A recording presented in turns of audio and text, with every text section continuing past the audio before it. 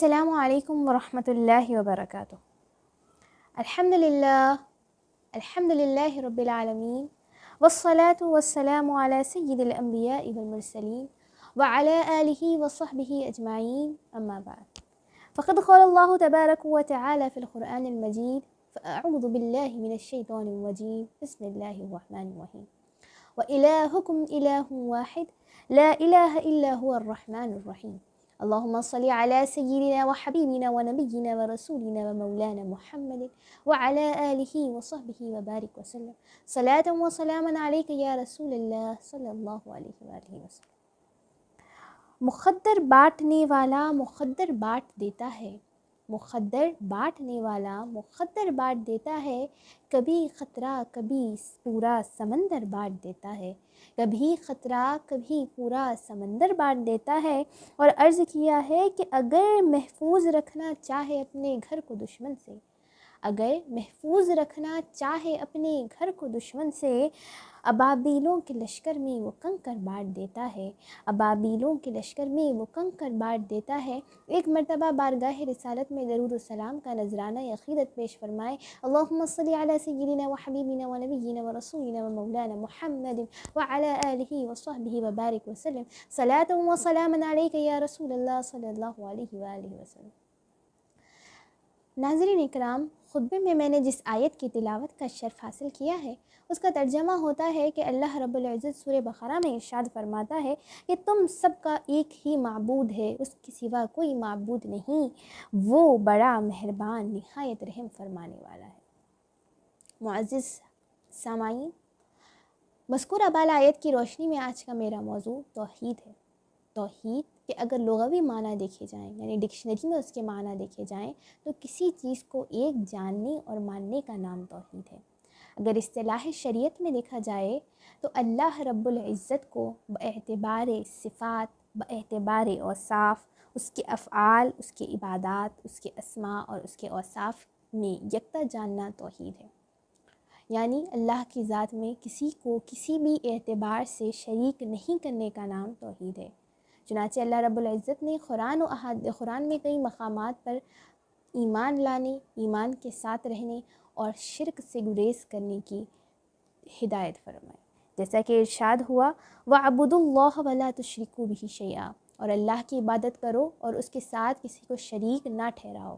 نہ صرف شرک سے بچنے کا بلکہ شرک سے متعلق ارشاد باری تعالی ہوا اِنَّ الشِّرْكَ لَظُلْمٌ عَظِيمٌ، کہ بے شک شرک بڑا ظلم ہے۔ اور مشرکین سے متعلق، ایمان نہ لانے والوں سے متعلق ارشاد ہوا وَمَن يَكْفُرْ بِالْإِيمَانِ فَقَدْ حَبِطَ عَمَلُهُ وَهُوَ فِي الْآخِرَةِ مِنَ الْخَاسِرِينَ، کہ وہ جو ایمان نہیں لائے گا تو اس کے اعمال تباہ ہو جائیں گے اور آخرت میں وہ خسارہ اٹھانے والوں میں سے۔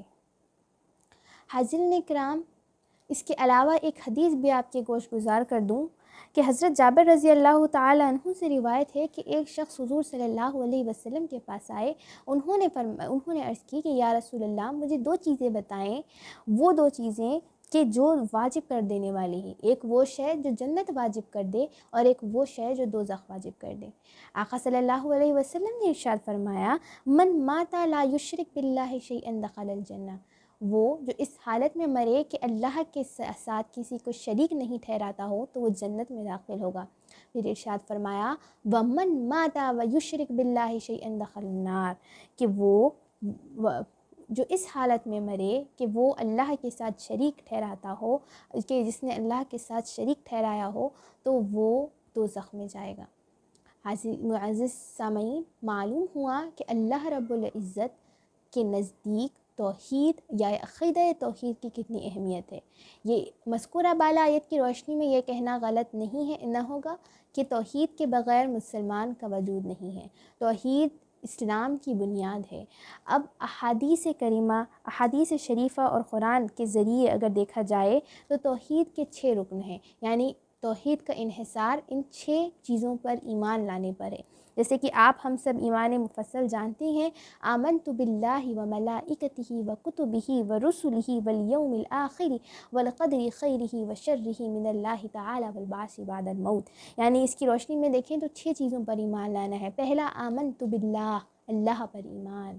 اس کے بعد وہ ملائکتی، اس کے ملائکہ پر ایمان، و کتبی، اس کی کتابوں پر ایمان، و رسلی، اس کے رسولوں پر ایمان، والیوم الآخری، آخرت کے دن پر ایمان، والقدر خیرہ و شرہ من اللہ تعالی، یعنی یہ ایمان رکھنا کہ اچھی اور بری تقدیر اللہ کی جانب سے ہے، والبعث بعد الموت، اور مرنے کے بعد اٹھائے جانے پر ایمان لانا۔ مرنے کے بعد اٹھائے جانے پر جو ایمان لانے کا مسئلہ ہے وہ قیامت کے دن پر ایمان لانے کے تحت ہی کاؤنٹ کیا جاتا ہے۔ اب اس کے بعد اگر میں یہ کہوں تو غلط نہ ہوگا کہ توحید وہ شے ہے کہ جس کے بغیر اسلام کا وجود نہیں، یہ وہ چیز ہے کہ جس کے لیے، جس کی تبلیغ کے لیے اللہ رب العزت نے کئی انبیاء کو، کئی نبیوں کو، کئی رسولوں کو زمین پر بھیجا، اور جو پیغام انبیاء لائے، یا وہ پیغام جو انبیاء کرام کا جو اول پیغام تھا وہ عقیدہ توحید کا ہی تھا۔ جیسے کہ ارشاد باری تعالی ہوا، وما ارسلنا من قبلک من رسول الا نوحی الیہ انہ لا الہ الا انا فاعبدون، یعنی اور ہم نے آپ سے پہلے جو رسولوں کو بھیجا ان پر بھی وحی نازل فرمائی، اور یہ کیا وحی نازل فرمائی کہ میرے علاوہ کوئی معبود نہیں ہے، اس لیے تم سب میری عبادت کرو۔ تو اب انبیاء اکرام کا جو پہلا پیغام تھا، یا انبیاء اکرام کو مبعوث کرنے کا جو ریزن تھا، جو وجہ تھی، وہ بھی توحید ہی تھی۔ اور انسان کی تخلیق، بلکہ مخلوق کی تخلیق جو ہوئی ہے، یا انسان کا مقصد وجود جو ہے وہ بھی عقیدہ توحید ہے۔ جیسے کہ ارشاد باری تعالی ہوا، وما خلقت الجن والانس الا لیعبدون، اور ہم نے جن و انس کو نہیں پیدا فرمایا مگر اس سبب کہ وہ ہماری عبادت کرے۔ اب یہاں پر لیعبدون کا نارملی جب معنی دیکھا جائے تو یہ ہوگا کہ وہ ہماری عبادت کرے، لیکن بعض مفسرین نے لیعبدون کا معنی لیوحدون بتایا ہے، یعنی تاکہ وہ توحید اختیار کر لیں۔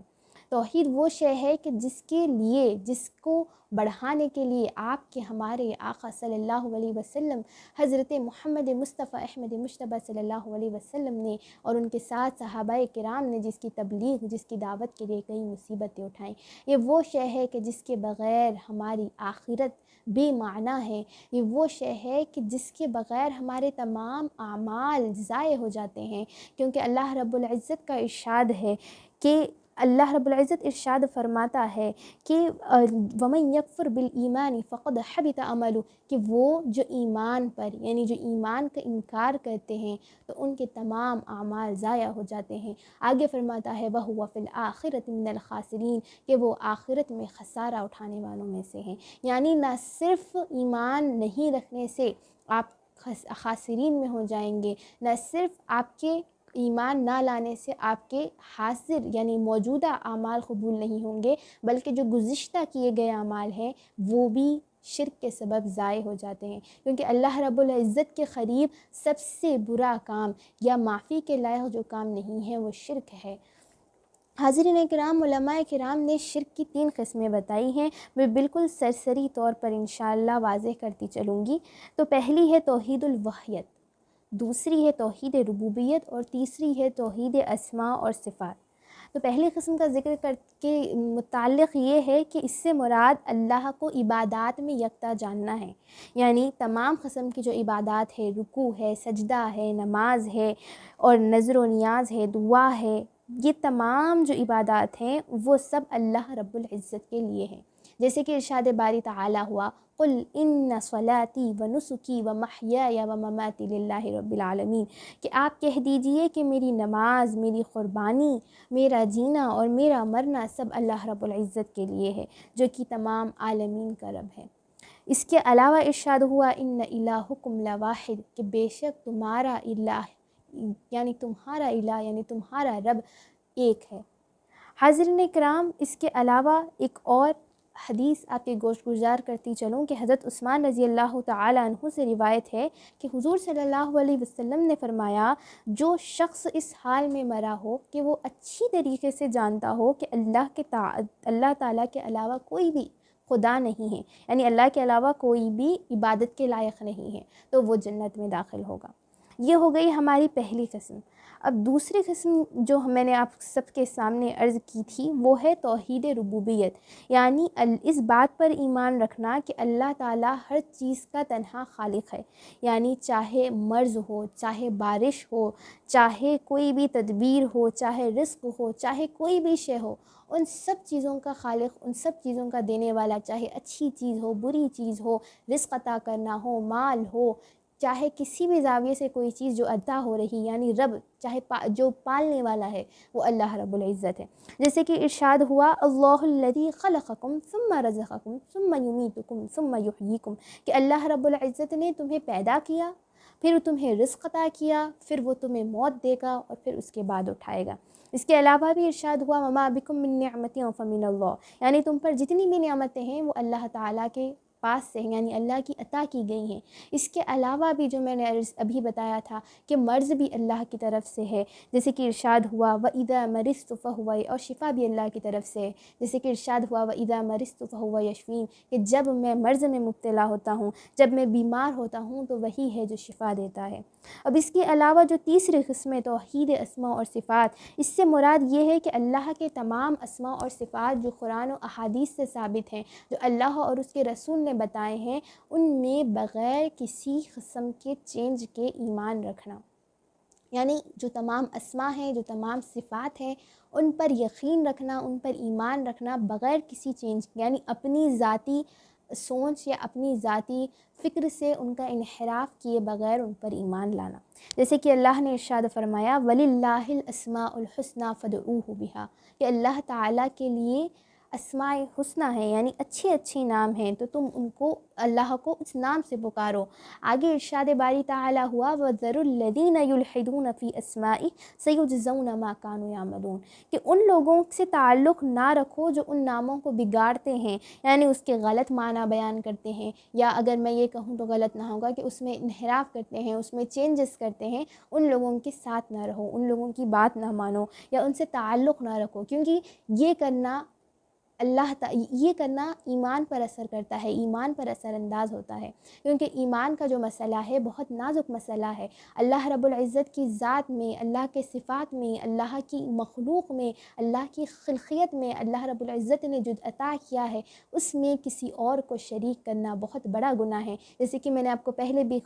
قرآن کی آیت سنائی تھی کہ اللہ تعالیٰ ارشاد فرماتا ہے ان الشرک لظلم عظیم، کہ بہت بڑا ظلم ہے اور یقیناً اللہ تعالیٰ ظالموں کو پسند نہیں فرماتا۔ یہ وہ گناہ ہے جس کی اللہ کے نزد معافی مشکل ہے۔